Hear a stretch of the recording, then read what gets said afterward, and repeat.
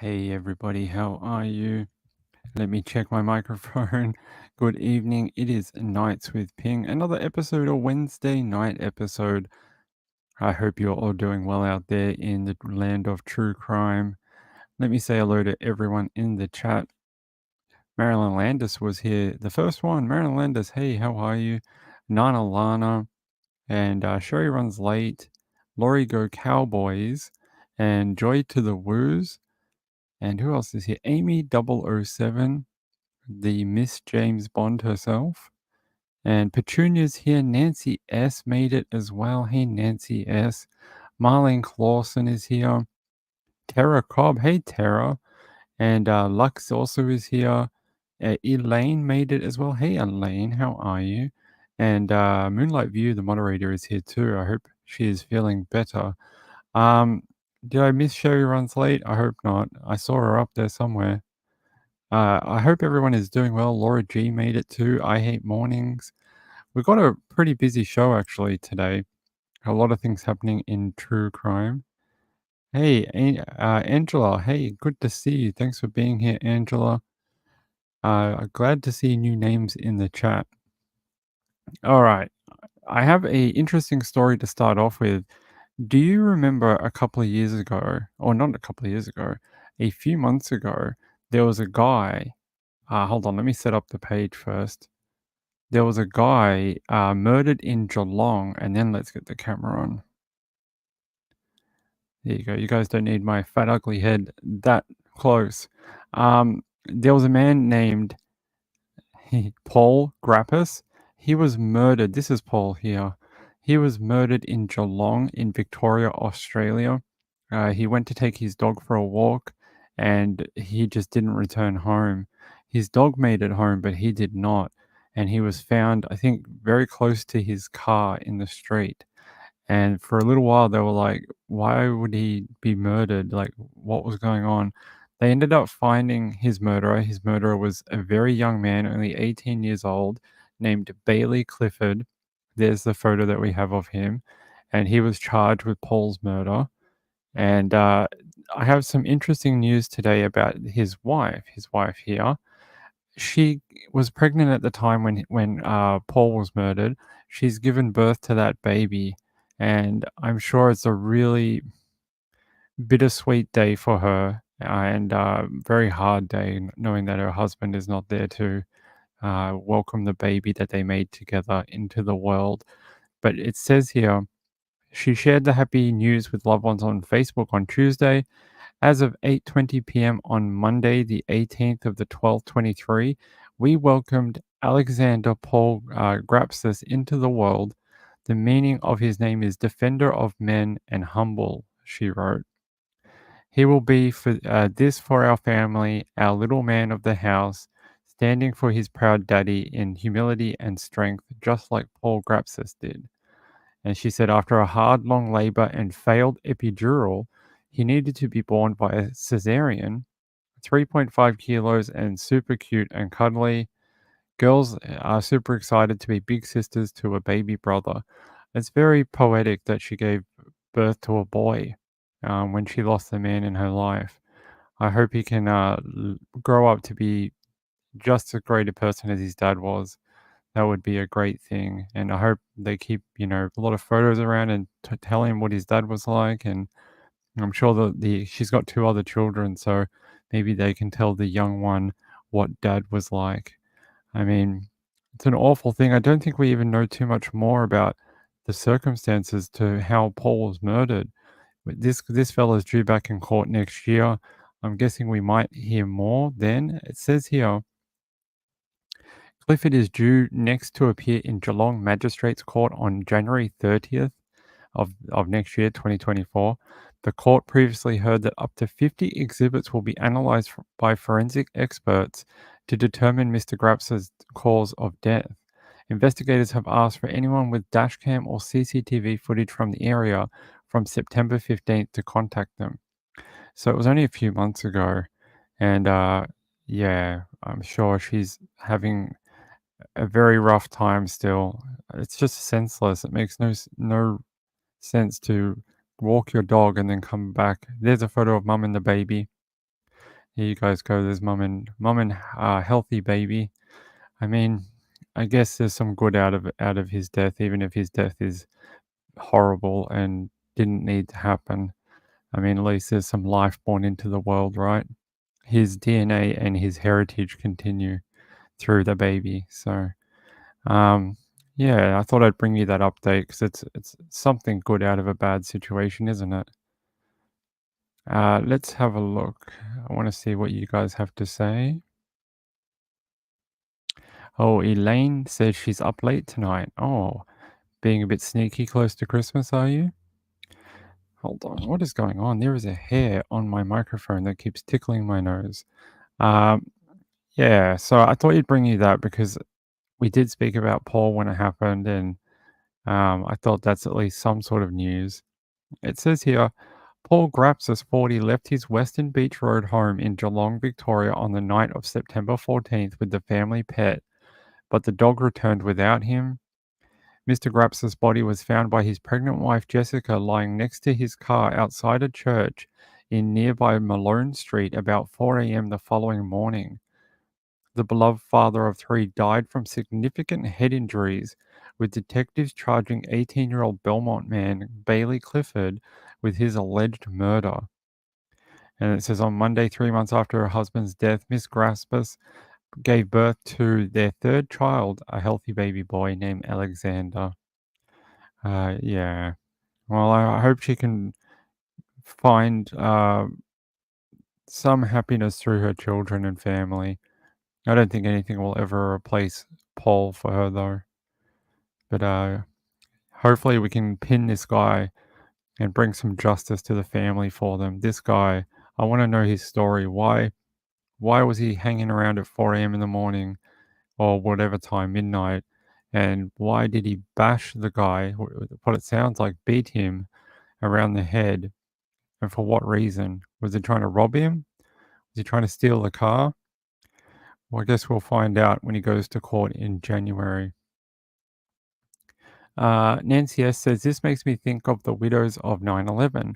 Some were pregnant at the time. Yeah, there was a really good documentary a couple of months ago. I know, a couple of months ago. I think it might have been on the anniversary of 9/11. What was it called? Give me 1 second, I'll look it up. I'll just leave it on that. It's a nice photo. Hold on.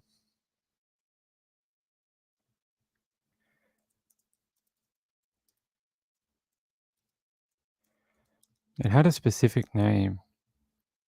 I think it's One Day in America. One Day in America, which was a really, really good documentary. No, that was when was that released? Um, hey, sorry guys. Yeah, One Day in America was released 3 months ago, so I think that's the correct one. It was really well done. It had a lot of the survivors and eyewitnesses. That's more what it focused on, not really the events of 9/11, but it had people who survived being in the towers, people who spoke to people who died in the towers, and what their last conversations were like. I thought it was a really touching documentary. Not many documentaries make me tear up, but that one really did. It really, really did. If you want to watch an emotional documentary about 9/11, that one will do it. Uh, Tara says, one more day of work for me, then off until January 8th. Woo! Yay, holidays. Everyone gets a bit of time off. I love that for everyone. Everyone gets to chill out and relax a little bit. I think we're all a little burnt out. It's been a busy year. It really has. If you look back 12 months, what was going on then to now, even for me, it's been crazy. Uh, let's see. Hey, Gambler. Hi, everyone. I'm just around the corner at the grocery store and I noticed the show has started. I'll join when I get home. Thanks, Gambler.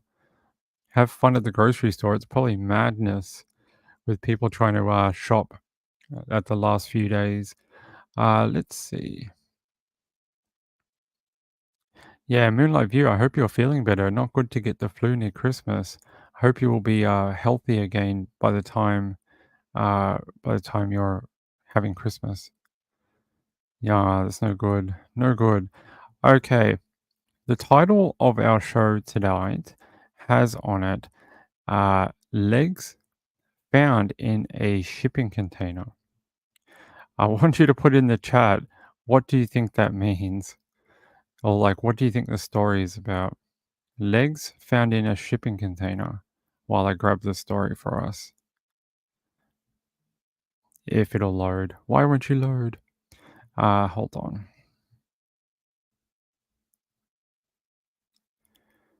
It might be in here. All right, guys. Oh, not in there.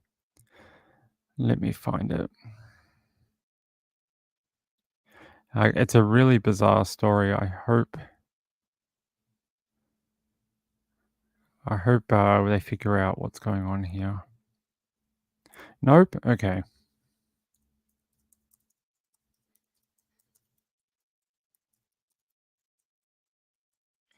Sorry, I'll have to search it. Here, I found it.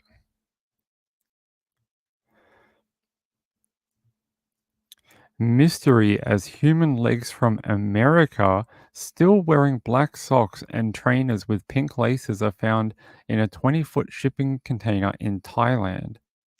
Warning, there is a photo of the legs if you are squeamish about that type of thing. It is coming up, okay?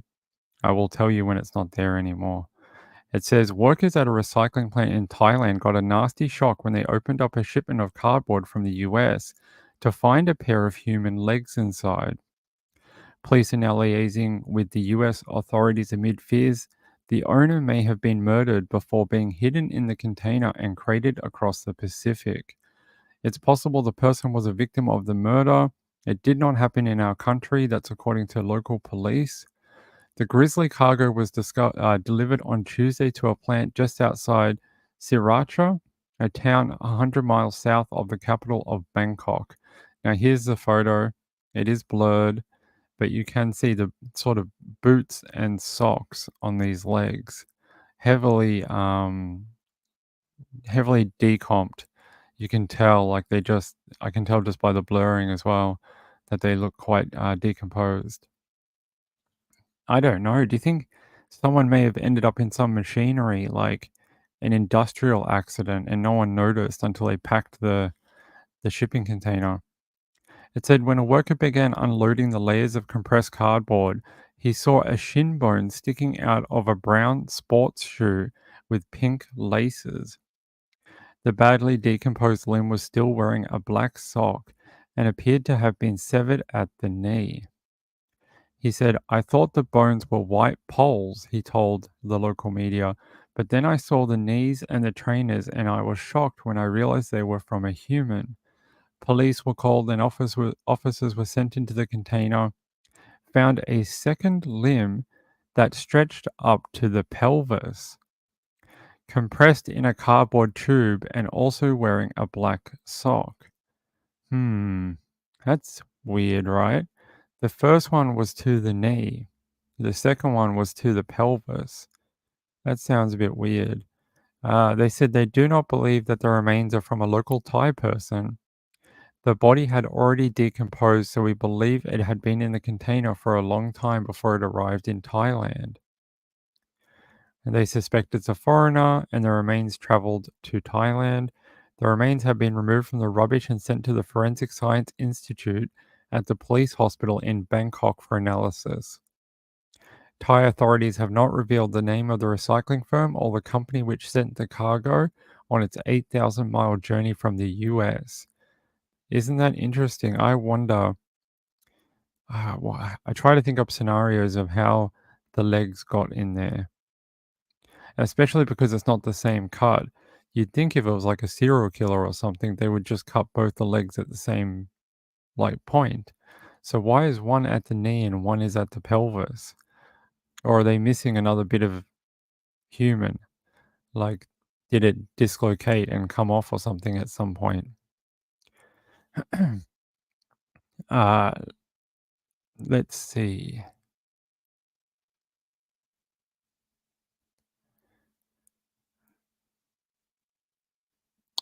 Laura G says someone has been rendered into their component parts, possibly.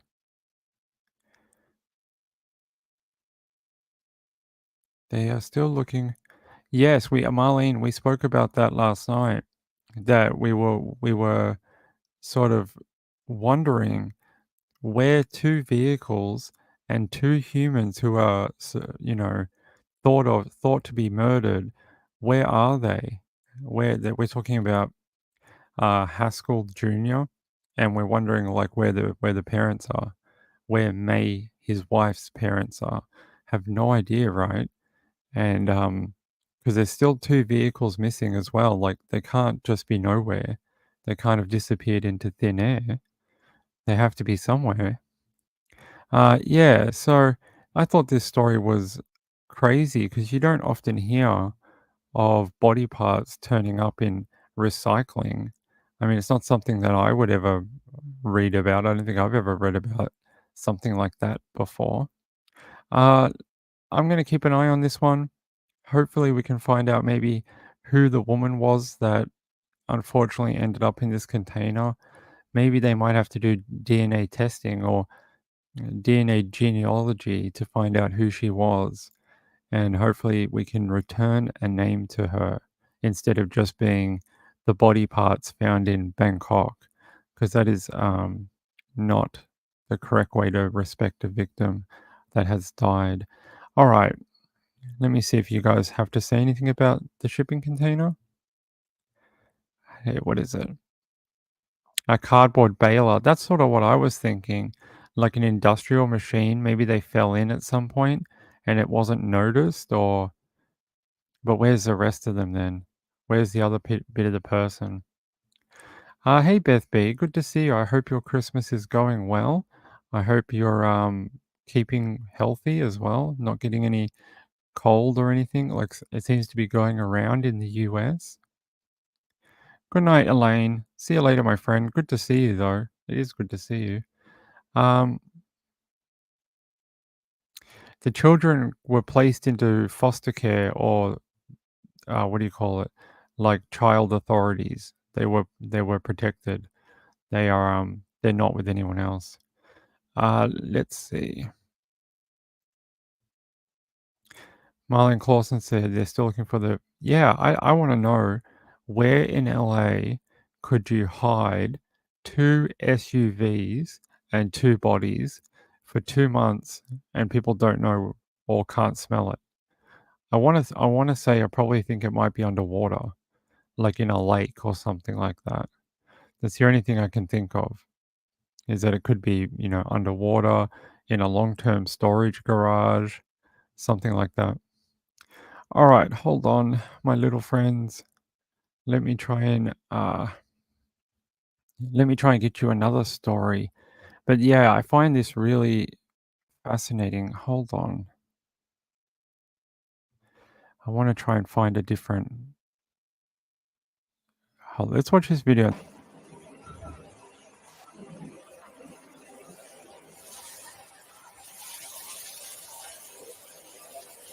He's like, make sure you have the bio waste bag. Don't touch it with your hands.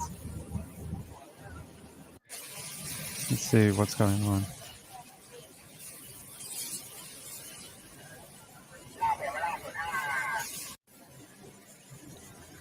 They have a stretcher for the body parts, maybe.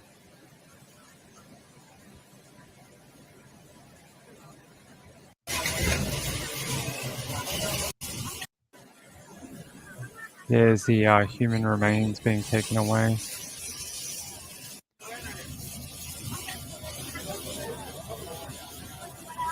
It's nice to see they're treating the human remains with respect. Yeah, there you go. It's nice to see they're treating it with as much respect as they can. Let's see. I want to see if we have a different source for this.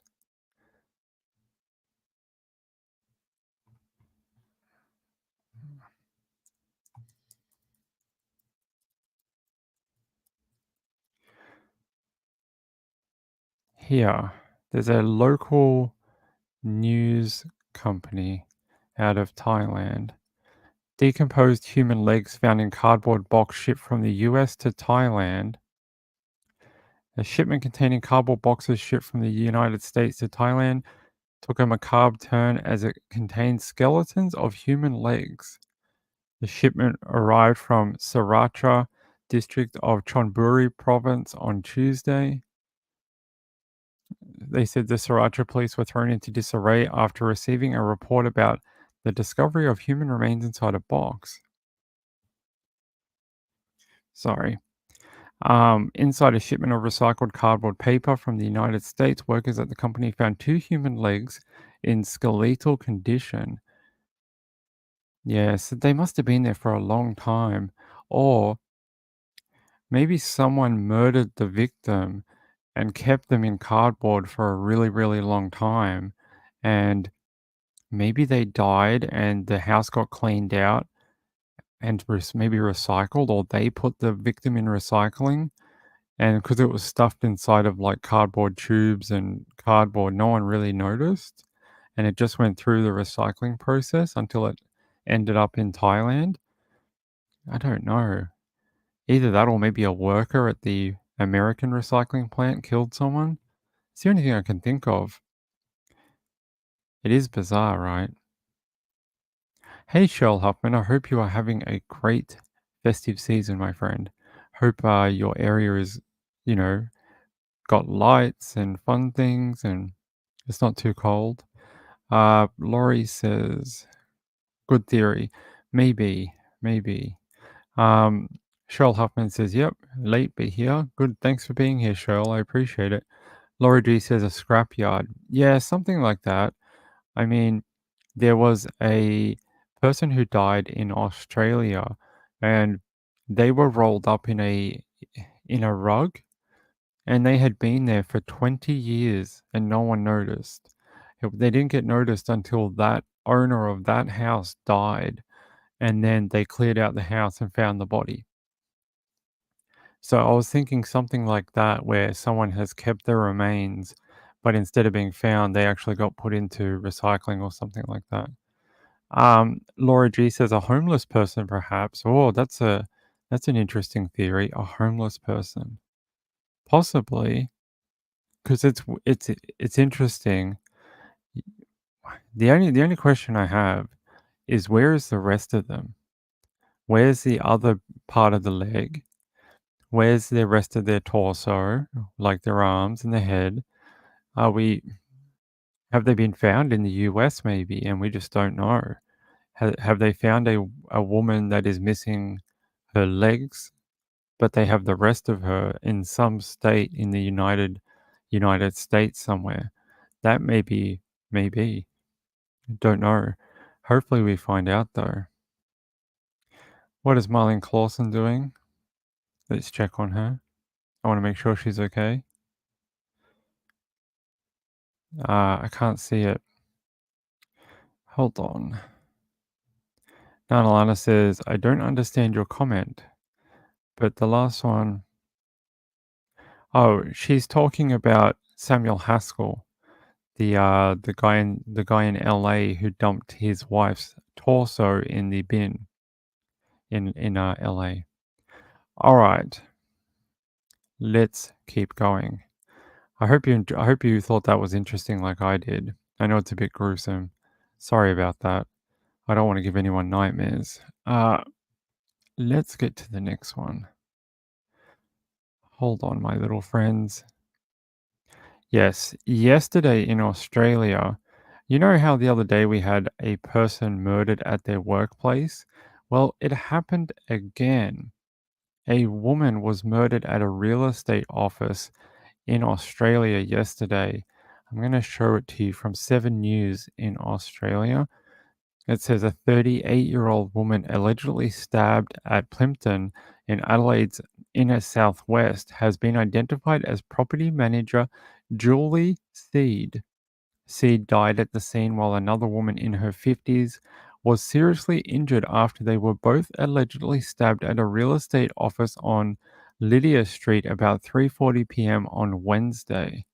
Police said a 30-year-old suspect was not known to them and was arrested. He was charged with one count of murder and one count of attempted murder. Seed from Morford Vale was working at hold on. Was working at her real estate agents group office. Hold on. Sorry about that. Was working at her real estate agent's group office when she was allegedly stabbed. That's what is going on with people dying at workplaces. It says the second woman from Henley Beach is in a stable condition at the Royal Adelaide Hospital. He said the suspect was not on bail and he's expected to appear in Adelaide Magistrates Court on Thursday, December 21st. That's today. So he'll probably be in court sometime today. SA Health confirmed the man was a mental health patient discharged from a Royal Adelaide hospital on December 18th. Wow, didn't that just happen in Canberra like a couple of weeks ago or a month ago? A person who was a psychiatric patient either escaped or was released and they went and stabbed someone at a university in Canberra. Seem to remember that. Hold on. Do you guys want to watch the video so you don't have to listen to me? Let's do that.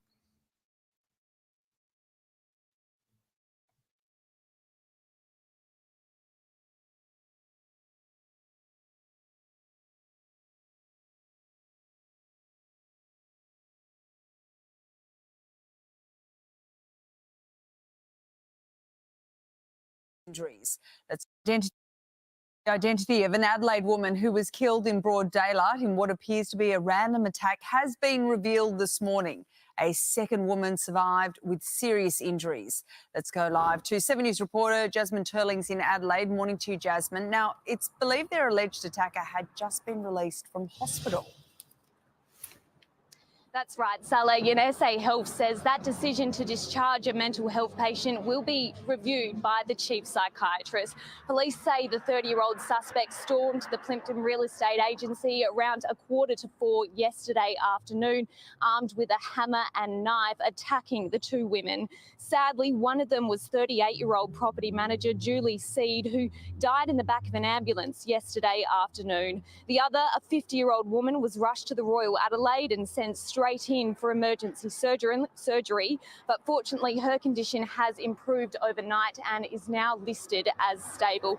As for the suspect, police say he is known to them. He remains in custody and is expected to be charged with murder today. All right, thank you very much, Jasmine. The identity of an Adelaide woman.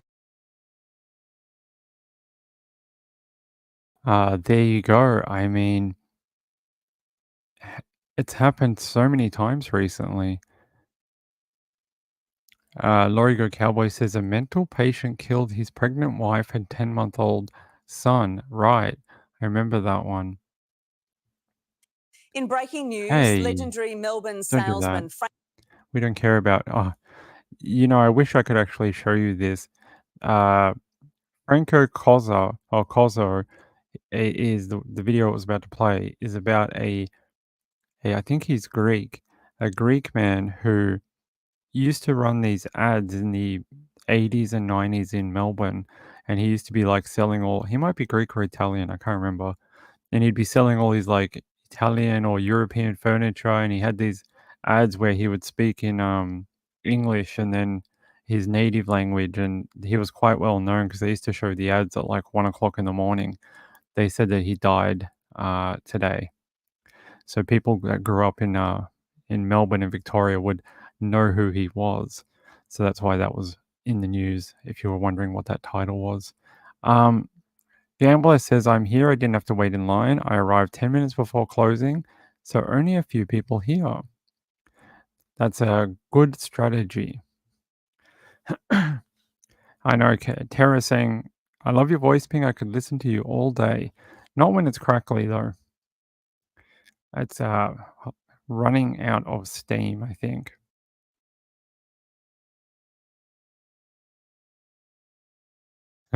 It's been a long week, I think, for me. I think I'm going to enjoy the break over Christmas. Although we are going to be here for Christmas Day. Christmas Day, we're going to have a Christmas true crime marathon. All right. I wanted to look up the Canberra one. Hold on.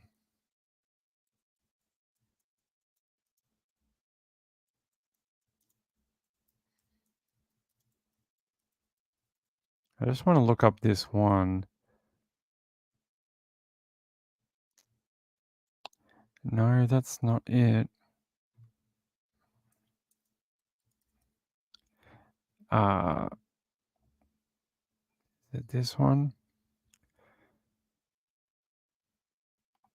Is it ANU? Was that the one I'm just trying to have a look. Maybe Nanalana can remember if she is here. I'm just trying to see if this is the right one. It says, chief psychiatrist to look at stabbing circumstances. The ACT's chief psychiatrist will undertake a review into the individual circumstances surrounding the man charged with allegedly stabbing 2 female students and assaulting 2 males at the ANU campus this week. Yeah, this guy was also had a mental health history, and that's what it reminded me of this case in South Australia of this woman being murdered at her job. I did there by the way, there's a photo of Julie Seed. She looks like any other young female professional or real estate agent. She looks like the lady you'd see and go rent a house from. But no one expects to go to work and be killed by someone not even known to her. She just went to work that day and ended up being attacked. I mean, you think Australia is a safe country, but we still have this type of thing that goes on down here, and it's frightening. It really is. It's frightening. It says there needs to be a better review into this. SA Health confirmed the man was a mental health patient discharged from the Royal Adelaide Hospital. We've had so many of these people who it was like, oh, this person was discharged only 2 days earlier and then went on a killing rampage, or this person was discharged and then went and killed their wife, or it's happening so frequently. It really is crazy. Fluffy Muffin, good to see you. Glad you could be here. Joy to the Woo says, yes, it was the ANU stabbing. Thank you for that. Joy to the Woo says they pretend to be okay, but they're really not. Yeah, I think they become very good at manipulating their healthcare professionals to get out of there. They just tell them what they want to hear, hoping that they will get released, and then they're still not okay, and stuff like this happens. What was the case we had a couple of weeks ago? When was the case we had a couple of weeks ago where it was a female who had just been released from a mental health facility and then did something? My memory is a little fuzzy. If someone remembers the case, it wasn't all that long ago, within the last month. Nancy S says, Ping, when will you start on Christmas Day? I think we'll start at our normal time, around 9 p.m. I think we'll just go at 9 p.m. and we'll hang out for a couple of hours and talk Christmas crimes. I think that's exactly what we're going to do. I would like to know what this other case was. Hold on.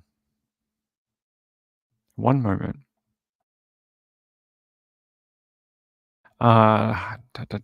Hey, Sienna, good to see you. I don't know if I saw you last night, but I said thank you for your donation that you sent in, and I read your message out. It was very kind. Hold on. It's not in my notes either. I know we talked about it. I know we were very bought into it at one point. Let's see if it's in my links.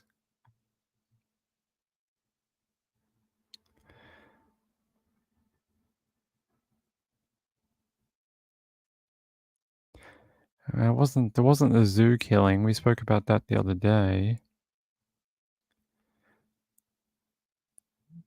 Nope. It's not in my links. Oh well. If we ever figure it out, we'll talk about it after. Oh yes. Do you remember the lady who was discovered in the wall in Queensland? Tanya Lee Glover? There was some new information that came out about her a little while ago.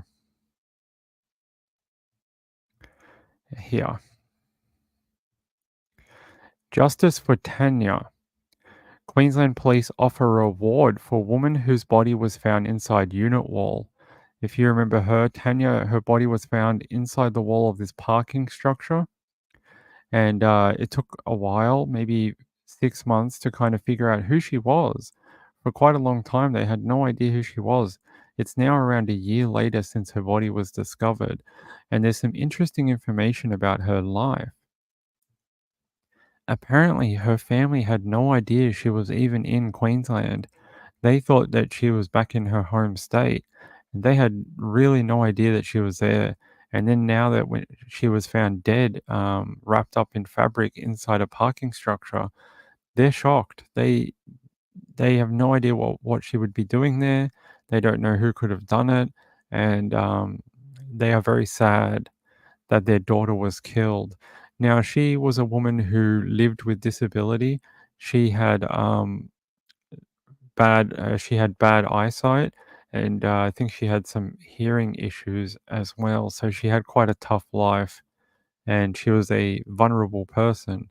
It says here, a $500,000 reward. That's a huge reward for a case that they only discovered a year ago.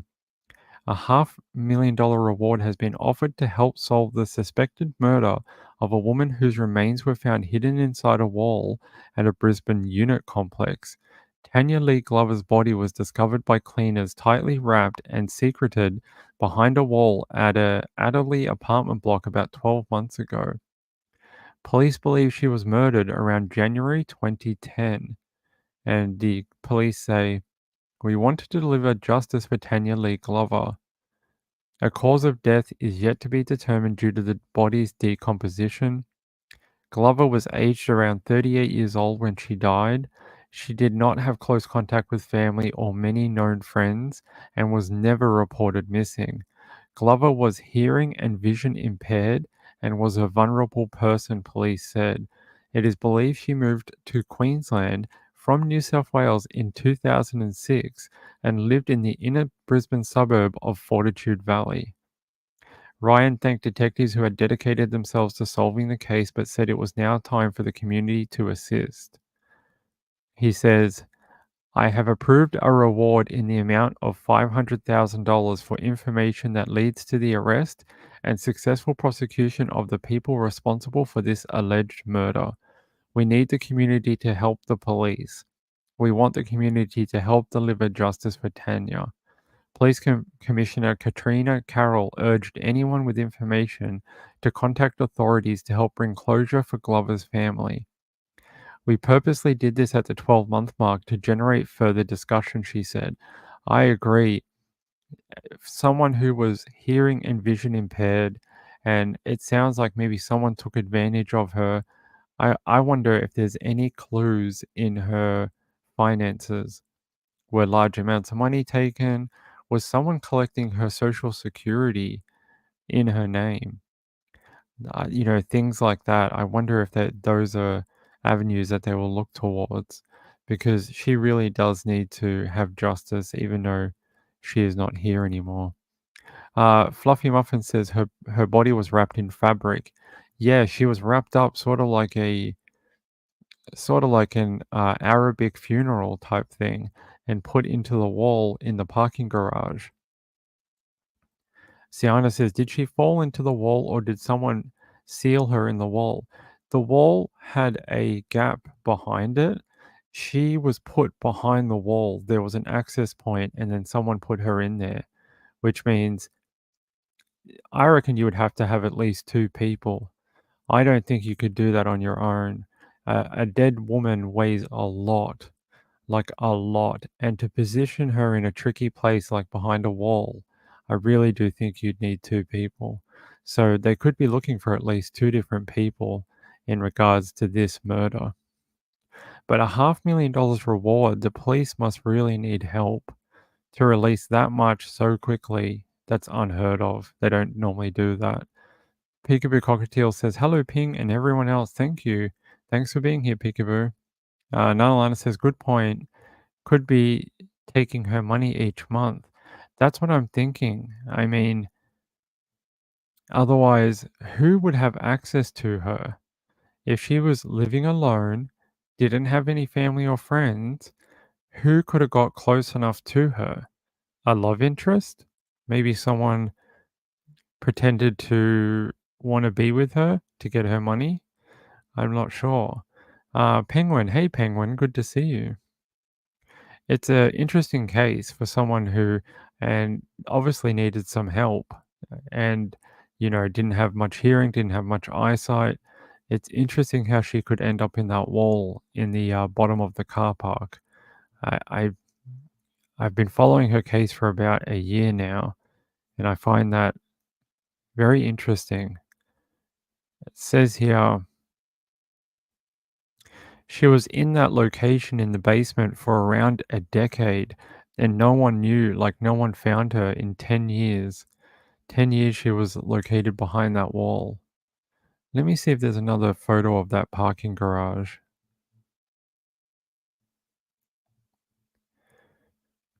Aha, here. These are new photos. I've not seen these before. Look at this. This is the parking area. I believe she was behind this opening here.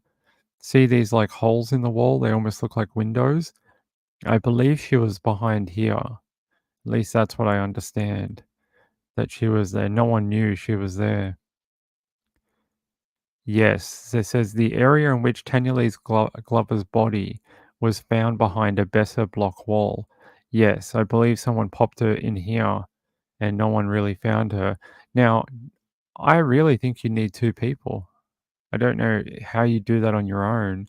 Get her down from the unit all the way into the car park, down into this storage area, and then into this hole in the wall, and then place her so people wouldn't notice. Smacks, just smacks to me of more than one person. It says the crime was discovered in December 2022 by a cleaner in the lower level of Adelaide's social housing complex. So it was a social housing area. In a void behind a storage area with rubbish bins and a bike rack, the remains of New South Wales woman Tanya Lee Glover was found. 8 months later, in a painstaking investigation spanning 2 states, forensic teams had matched DNA found at the scene to the profiles of Glover's relatives. Police had determined Glover, who moved to Fortitude Valley into Brisbane in 2006, liked to keep to herself and led a quiet lifestyle. So it's not like she's going out there, dating 100 people and bringing men home to the unit. It says because of this, her death is even harder to investigate. They said this is peculiar. There is a motive around this that we're yet to establish. Why someone or persons would target a vulnerable single female in this way and callously go about disposing of her body in the way and nature that we have observed.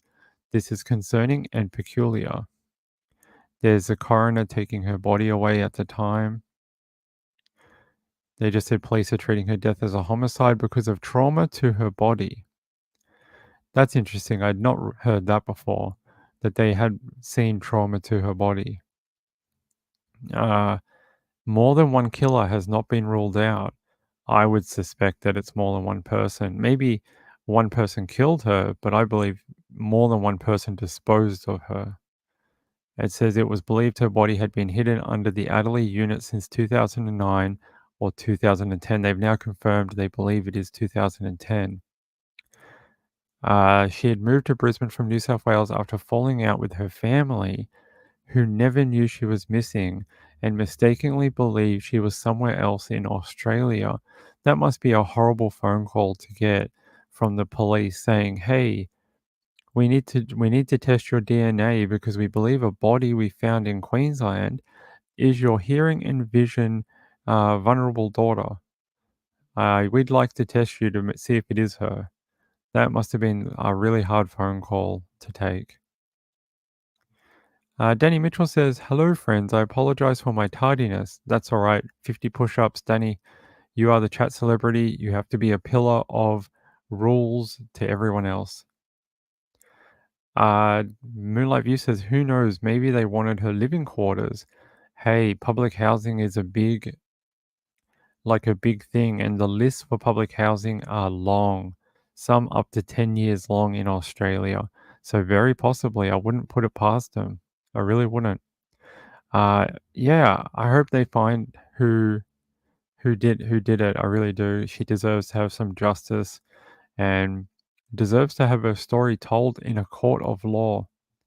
She really does. And I don't know who's going to help.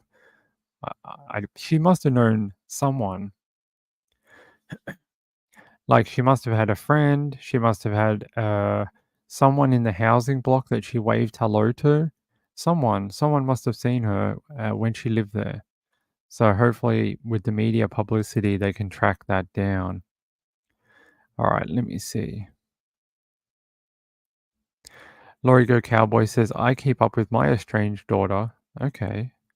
Laura G says, I wonder if she was cuckooed. Someone moves in to help and kills her instead. That's what I think. Something like that. Guys, give me 1 second.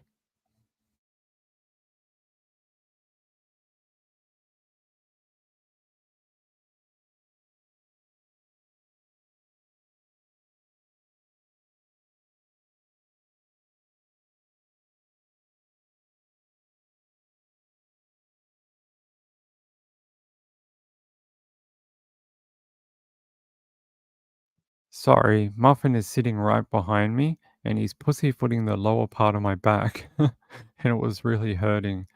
Let's have a look. Sienna says it sounds like it could have been a family member. They would have known about her checks, plus no one in her family ever made a missing persons report. Just a guess. Maybe, Sienna. I mean, maybe they're lying about not knowing she was in Queensland. I mean, maybe the cops can search down whether they traveled to Queensland at any point in time. That's an interesting idea. Nancy S says, I can't imagine keeping a secret like this. I'd be bonkers. I agree. Hey, Catatonic, good to see you. Glad you could be here. Um, Unfortunately, her case has such little information because no one has come forward yet to say anything about Tanya, which is really sad. Yeah, here's some more information about how she was found. Miss Glover was found tightly wrapped in clothing and bedding, believed to have stopped any smell from alerting residents to the hidden body. So she was almost wrapped up like a burial shroud, something like that.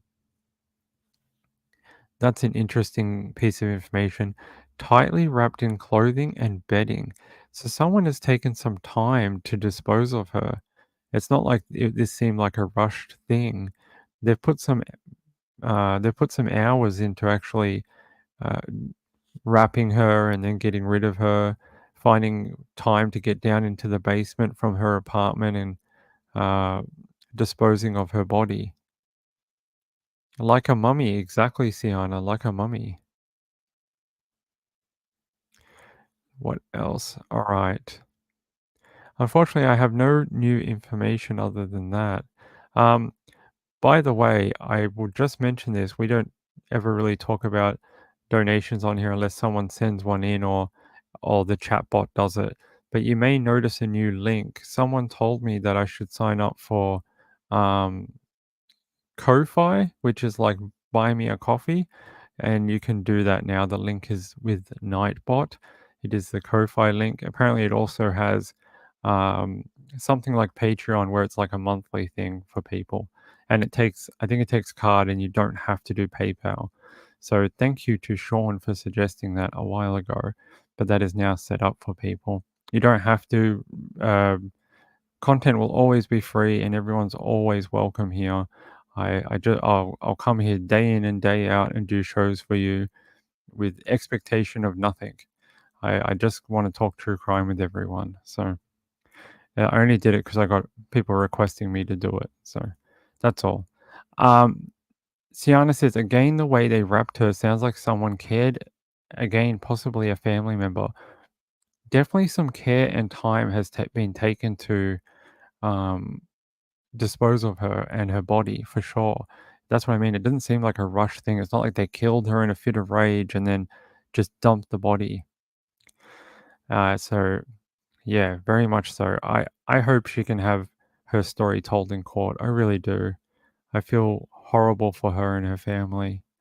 Like I said, it must have been the most horrible phone call to get, thinking that one day you probably thought she was alive.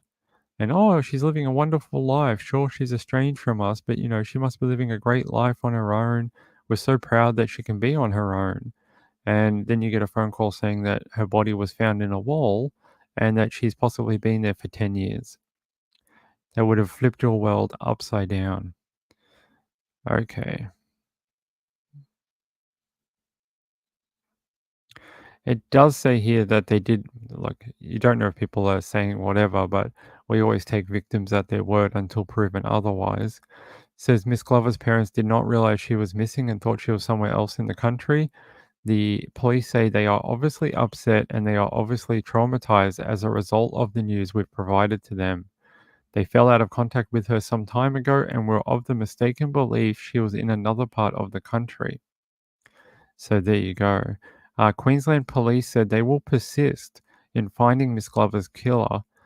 Katrina Carroll says, if anything, our pursuit will be relentless because she was a vulnerable person that should have been protected by friends, family, and the organizations.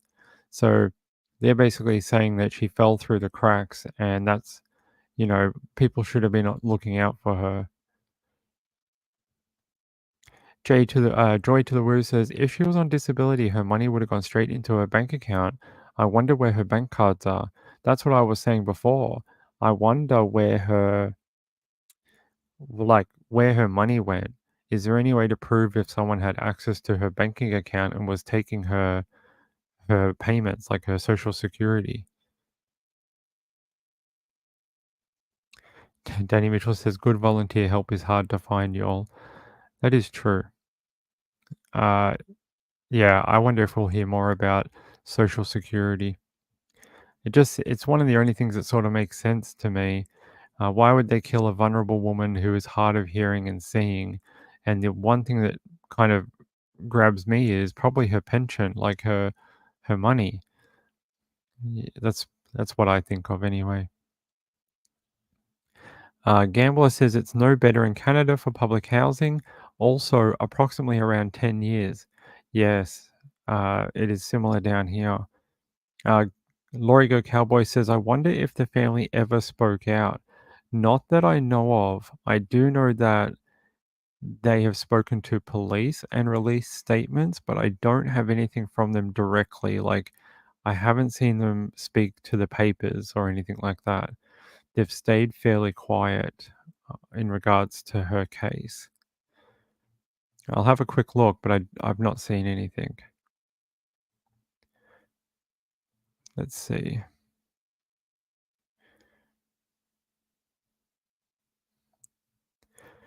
Let's have a look.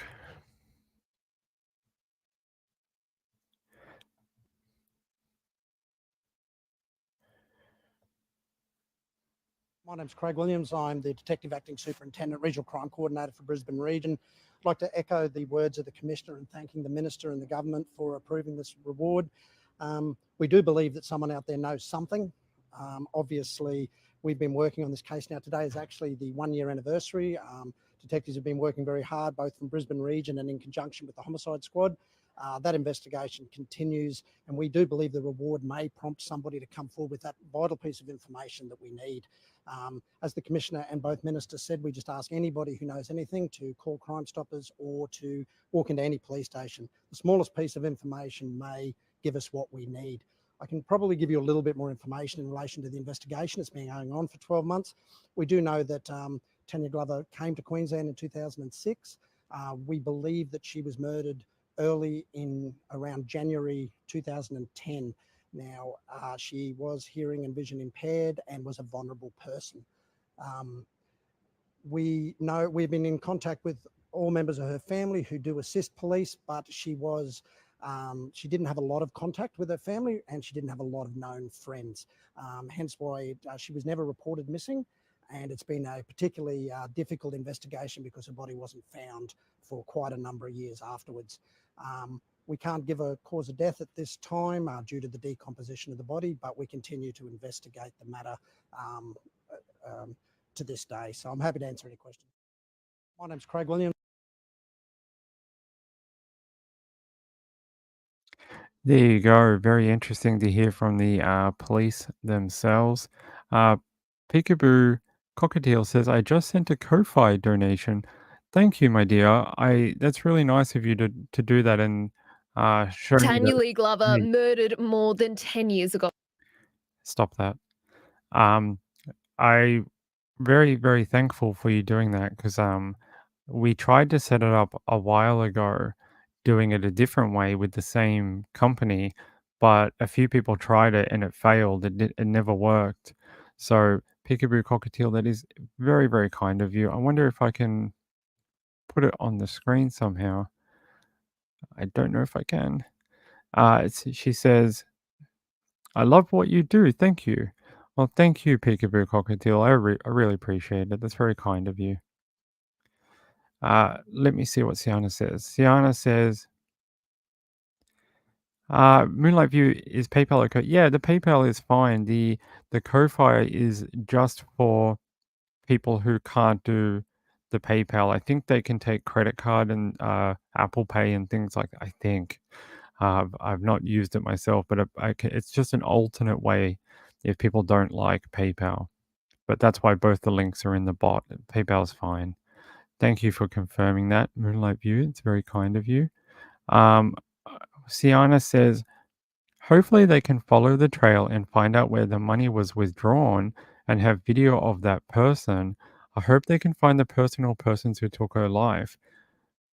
I wonder, do you know, how long do you think they keep CCTV at banks for, do you think? Yeah, I wonder how long they keep like surveillance footage. If she was killed in 2010, that's almost 14 years ago.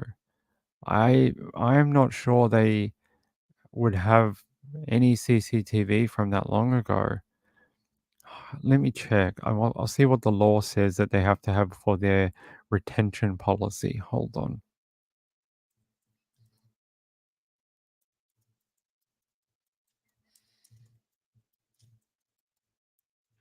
All companies must have a retention policy, and a retention policy is the period of time that they keep things like records, CCTV, other important stuff. CCTV policy. Closed circuit TV policy. Let's have a look. Data retention, page 5. Let's have a look.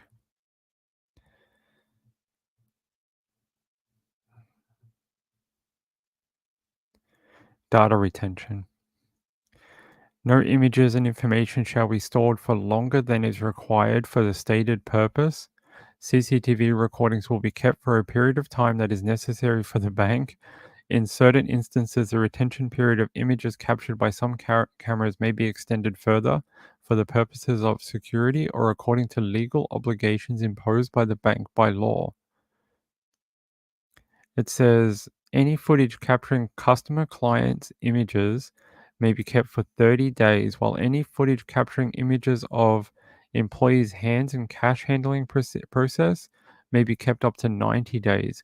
Images will be deleted once their purpose has been discharged. Something tells me we may be out of luck trying to get footage dating back to 2010. Just trying to have another look and see if there's Australia.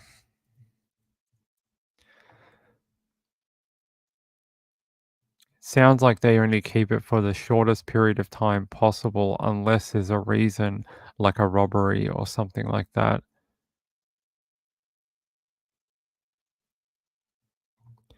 Yeah, it sounds like 90 days. That's as long as they keep it. 90 days. I think 10 years we might be a bit stuck on that. Danny Mitchell says, my favorite channel. That is very kind of you.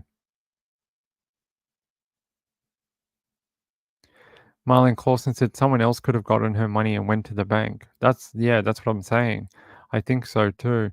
I think someone could have had her card and then just gone to the bank and pulled her social security out for a while until Centrelink or whatever they're called back then stopped issuing payments, because after a while you need to go and do things.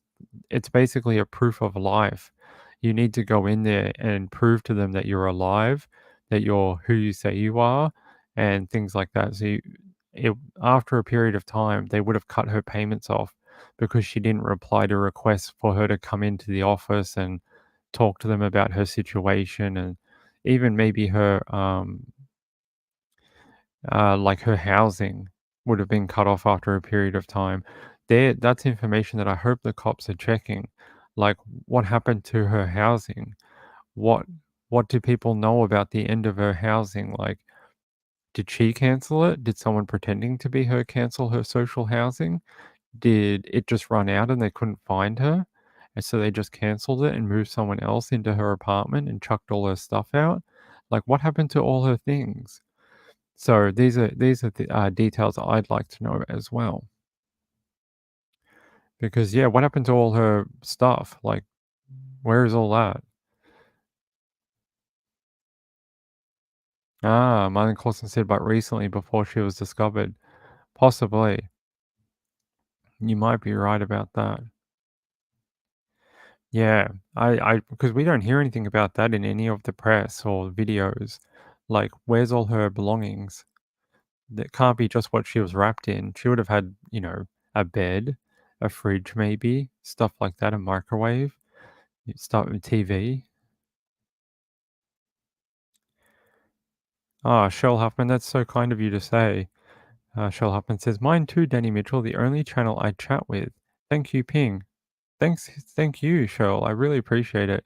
It's been a bit of a hard day. We've had someone unsubscribe earlier, and every time someone unsubscribes, it really hurts me a little bit. Not the fact that they went, it's more the fact, like, what did I upset you? Like, I don't want to upset people. I want them to hang around.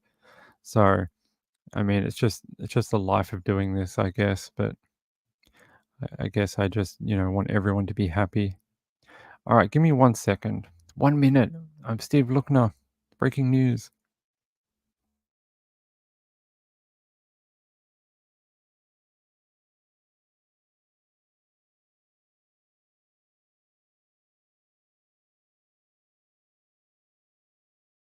All right, we're back. Penguin says, were her checks direct deposited, then they would only need her account to write checks or Venmo money to themselves. We don't have Venmo in Australia, unfortunately. It's not legal here. Neither is Cash App, so they wouldn't have had access to that, and certainly not in 2010. So it's a bit far away. Yes, her payment would have most likely been done via direct deposit. Most social security payments in Australia are done via direct deposit into bank accounts these days, although they do still issue checks sometimes. Catatonic says, oh, I can buy Ping a coffee. Yeah, I can put the link in the chat if you want to have a look. If I can figure out how to do it. It's this one, right? I can put it in the chat, maybe. If I can figure out how to do that. There we go. It's the one I just posted, but there's no obligation for anyone to do anything. Happy for you just to hang out in the chat and find new friends, talk true crime every night. That's all I care about. But I do appreciate everyone who does. I mean, it's very kind of everyone. All right. You guys want another story? Because we have some missing kids, and I want to talk to you about it.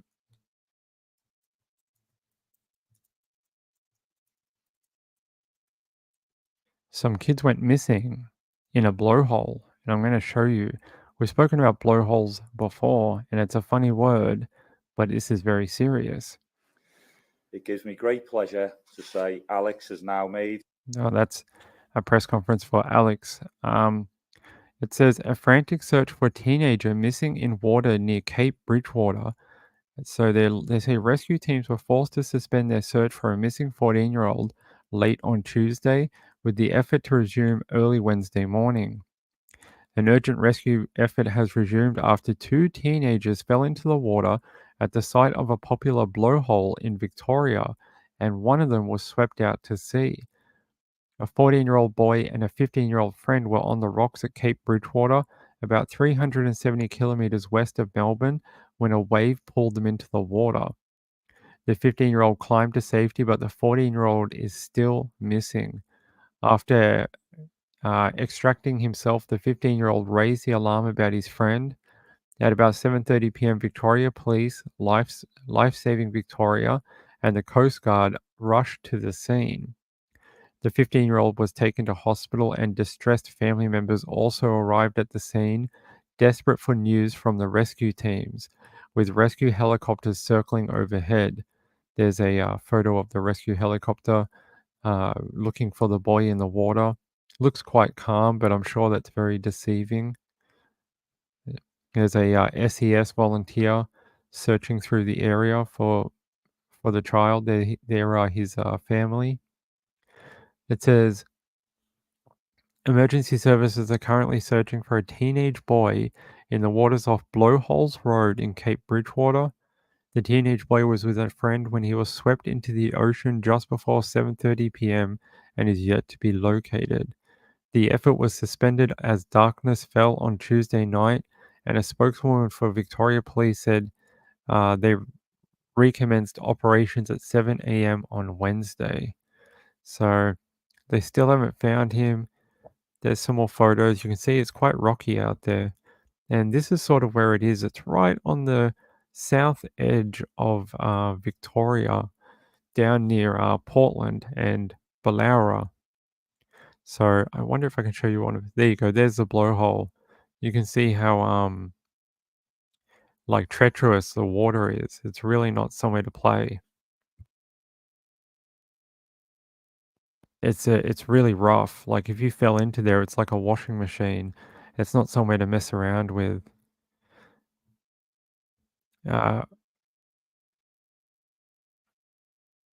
Hey, Top Secret to you. How are you? What has Laura G said? Laura G says, I have seen other comments about YouTube unsubscribing people randomly. Yes, I had heard that myself. I hope that's not the case because I want people to be able to see the channel. Hold on. I wanted to see, we had an update about this. I wanted to read you the first one and then give you the update. Where is this? Hold on. Cape Bridgewater. There we go. Yeah, so I don't know if blowhole is a word used in the US. But I'm just trying to see. Hold on. Daily Mail had a better update for him.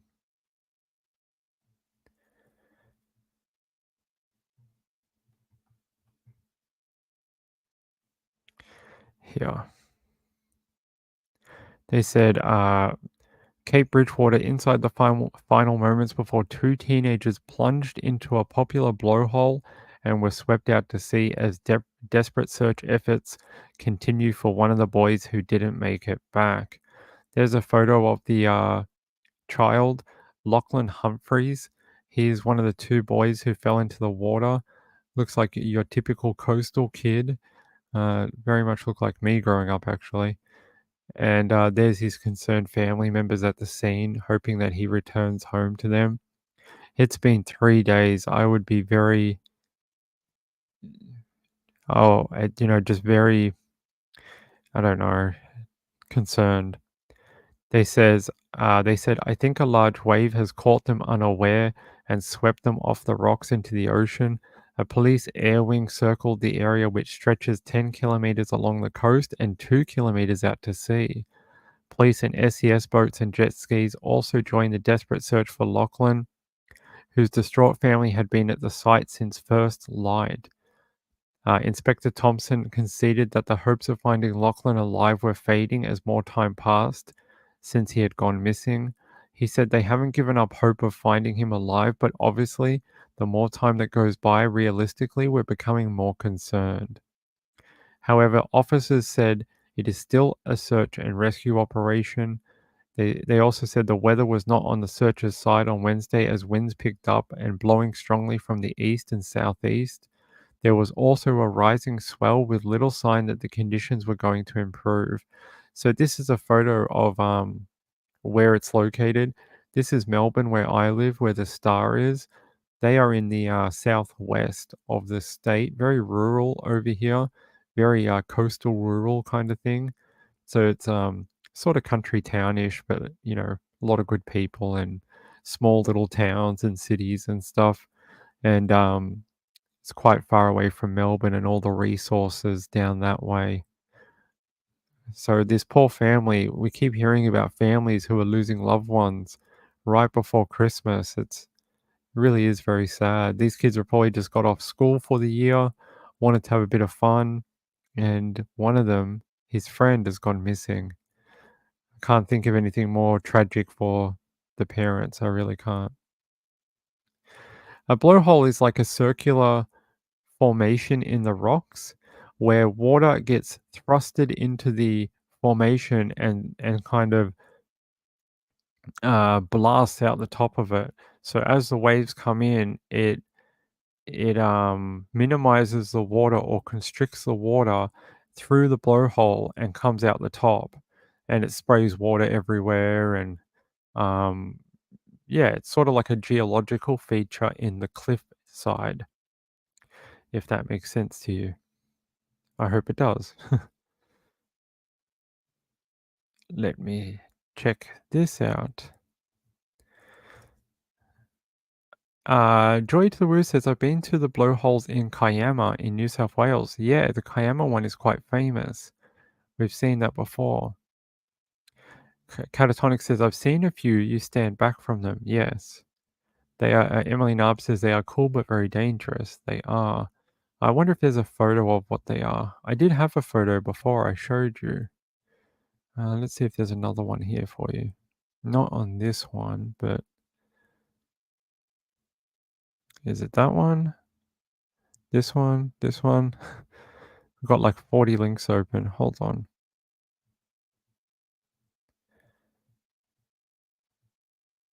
No? You're not going to be my friend? Okay, hold on. Let's see if I can go back to his name. Lachlan Humphreys. Here.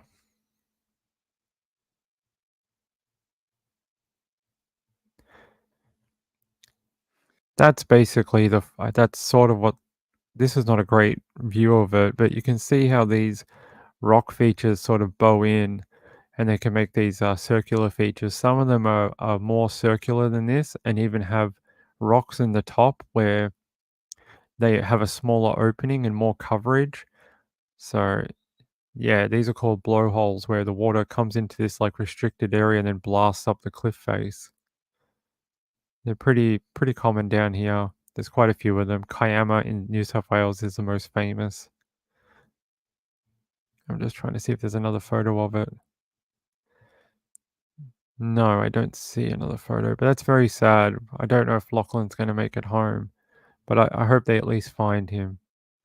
That would be something for his family.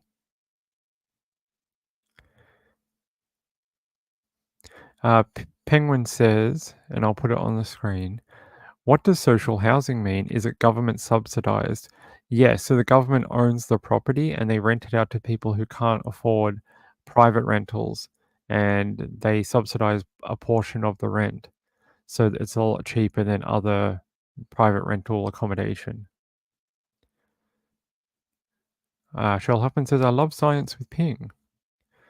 Yes, Kiama's had a bunch of deaths, Sean, right? They even had that woman who killed herself after being catfished. She killed herself at Kiama too. At least I think it was Kiama. Let's have a look. What's the time? Oh, We've only got a few minutes and then I've got to let you guys go to Trish. Is she doing a show tonight? Hold on, I can check. Let me have a quick look. Yes, she's doing a show. So I've got about 5-10 minutes and then I've got to let you guys go over to her. And yeah, all right. Okay, thanks, Candy. I appreciate it. All right, maybe we got a quick one we can do. Hold on, my friends. Let me find you a quick story. Let's have a look. By the way, I want to thank Catatonic sent in a Ko-Fi. Is that the name of it? Yeah, Ko-Fi. She sent in a Ko-Fi with the message, "Soldier on, your channel is great." Thank you, Catatonic. That is a very sweet message, and I very much appreciate it. Yeah, I do appreciate it. It's very sweet of you.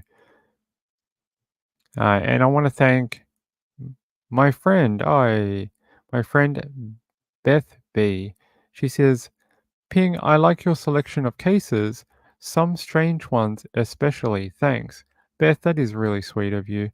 Very, very kind of you. Always a great supporter. And I hope you've been okay. I haven't seen you much recently. I worry when I don't see you. I'm always like, I wonder if Beth's all right. I finish my show and I'm like, I hope she's not sick or something. Or so I always worry about people in the chat when I don't see them for a while. Let's have a look. What does Catatonic says? Newcastle and south of Lake Macquarie have them. Lake Macquarie. Is that near Lake's entrance? I'm not sure. It's been a while since I grew up in Sydney. Nancy S says, "Dang, this time goes quickly." It does, right? We spoke about a few cases and it's already an hour and a half. We are going very quick tonight. All right, let's try get one extra one in. Let's try. Let me get you one more. Let's see. I try to be careful because I don't want to take ones from Trish. All right, fine. This one is a bit weird. Florida man crawls in garbage bin and shoots himself after trying to kill ex-wife. Okay. There's a photo of the bin and it's blurred. It says, a Florida man was found dead in a trash can on Tuesday, was wanted for trying to kill his ex-wife the day before. Miami-Dade police said Armando Benavides, 54, apparently crawled into a garbage bin in Miami's West Kendall area and shot himself, according to WPLG. Police found a gun in the bin with his body. A county waste truck driver saw the body fall into his truck. Oh my god, there's a bit of video here. Is it just of the truck? We have an update on the breaking news that we first brought you during our newscast this time yesterday at 4 o'clock. Police identifying the person found dead in a garbage truck in a West Kendall neighborhood as 54-year-old Armando Benavides. Garbage truck workers, they discovered his body in a trash bin while on their regular pickup route. We did learn from Miami police today that he shot his ex-wife in the leg a few days before he was found dead. She survived. They are now investigating this as a possible suicide and do not believe he has a connection to that house. And we want to remind you, as always, if you are having suicidal thoughts or in emotional stress, you are not alone. You can get help anytime by calling or texting 988. Yes, that is a good resource, 988. If you are having any sort of problems or downtime or emotional issues or mental health, call 988 and they will be able to direct you to some services who can give you a hand, get you back on the straight and narrow, and help you sort out problems. There's always tomorrow, and problems can always be resolved. Don't think it's always the last resort, because it's not. There's always a way out of things. There's always a way to negotiate stuff. There's always a way to find an answer. You just got to give it some time. So hopefully if anyone needs it, you can call it. It's a great service, 988. whoever put that into regulation or legislation did a great job. All right. I think we're going to wrap up for the night. Are we back tomorrow? I think we're back tomorrow. One more show tomorrow night. And then you guys might have me Friday night. We'll see. I want to thank Sean A as well. Thank you, Sean.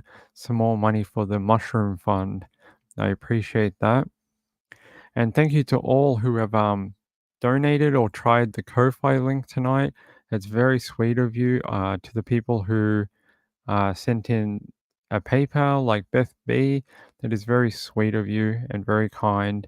And yeah, the support of this channel and the people in the chat mean a lot to me. You guys, everyone says I help them, but you guys help me as well. Give me somewhere to come and vent and talk true crime every day. That is invaluable. It really is. So, yeah, we'll be back tomorrow night, okay? I promise. And go hang out with Trish. You guys got about 10 minutes until she goes live, okay? So back tomorrow, 9 p.m. If you're on the replay crew, we've been running very short on comments. Leave a comment under the show. I love when people do that because I get to meet people I don't normally get to see in the chat. But other than that, have fun at Trisha's, okay? I'm sure she's going to have some great cases for you. And she'll give you her expert opinion like she always does. Fluffy Muffin says, Mushroom Fun makes me smile, makes me think of teenagers pooling money for a fun weekend. Yeah, this one's not quite like that.